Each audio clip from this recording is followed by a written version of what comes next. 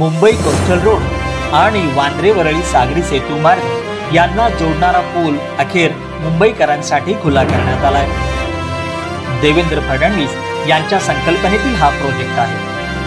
Mumbai coastal रोडवरून उत्तरेला जाणारे आता वांद्रे वरळी सागरी सेतूने थेट प्रवास करू शकणार आहेत। त्यामुळे नरिमन पॉइंट ते वांद्रे हे अंतर अवघ्या 10 मिनिटात पार करता येणं शक्य होणार आहे।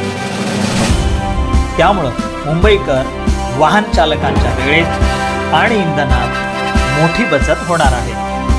कारण कोस्टल रोडच्या संदर्भात 25 वर्ष केवळ चर्चा व्हायची। या कामाची मध्यंतरी काय परिस्थिती होती आपण सगळ्यांनी बघितली, पण पुन्हा नव्याने सरकार आल्यानंतर ज्या वेगानं हे काम आम्ही पूर्ण केलेलं आहे हे आपल्या सगळ्यांच्या नजरेसमोर आहे।